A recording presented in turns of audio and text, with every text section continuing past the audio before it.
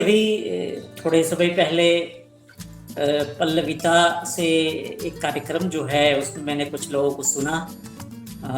आदरणीय राजमाता जी को सुना, प्रोफेसर अमित ढोलकिया जी को सुना, हमारे राज्यपाल महोदय महामहिम भी वहाँ मौजूद थे और दर्शनी जी उसका संचालन कर रही थी। तो शुरू से लेके ये जो अंतिम कार्यक्रम जो अभी मैंने एक कार्यक्रम देखा, वहाँ तक की यात्राओं में मैं कुछ जरूर है वो संविति का एक तरह से दर्शक रहा हो और समाचार पत्रों में लगातार जो भी संविति के बारे में और खासकर जिन वर्गों को लेकर जहाँ कहानी प्रस्तुत की जाती है अलग अलग जगह पर जाकर, तो उनके जीवन को उन कहानियों में जो रसप्रद कह सकते हैं कि संवेदनाएं प्रस्तुत की जाती है उसको मैं सुनता आया हूँ।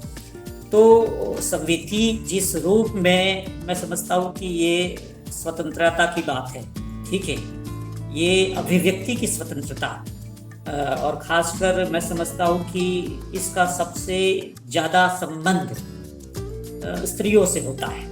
जो इस संविति पूरा जो मंच है, जो उसका जो कार्य है, उसका ये मोटो भी यही है।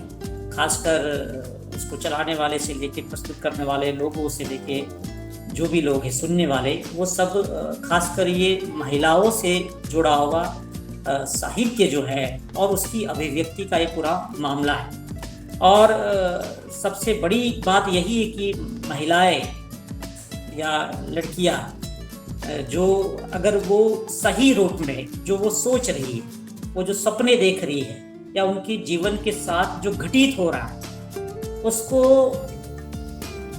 उसी रूप में बिल्कुल उसी रूप में अगर वो कहीं लिखना और कहीं कहना शुरू कर दे, तो आप जान सकते हैं कि समाज से बड़े बड़े मुखौटे उतर जाएंगे, समाज से बड़े बड़े जो कह सकते हैं कि चेहरे भौरे पहने हुए लोग घूम रहे उतर जाए। तो इसका मतलब यही है कि महिलाओं की अभिव्यक्ति की आज़ादी अभी भी पूर्ण रूप में नहीं है।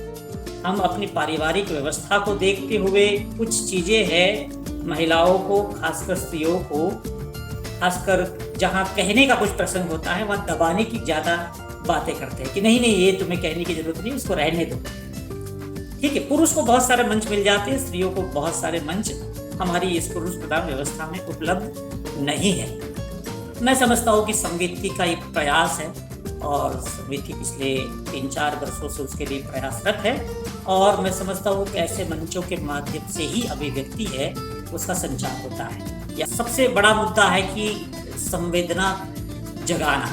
ठीक है, कहानी एक ऐसी चीज है जिसका नाता बचपन से, हमारे यहाँ तो परंपरा में कहा गया है कि बचपन से पहले से होता है, यानी जन्म के पूर्व से हमारा संबंध है कहानियों से जुड़ जाता है। इसी परंपरा हमारे यहाँ तो है। तो मैं समझता हूँ इसी परंपराओं को आगे बढ़ाता है। हम पहले नाना नानी दादा दादी से कहानियाँ सुनते थे, उसके बाद हम स्कूल वगैरह में कहानियों को पढ़ते हैं, मगर वो एक मशीन वाली प्रक्रिया बनता जा रहा है। जो हम कक्षाओं में पढ़ाते हैं, हम स्वयं पढ़े थे, अब तो आप जानते जमाना बिल्कुल वैसा है। तो संविति उससे हटकर है बिल्कुल।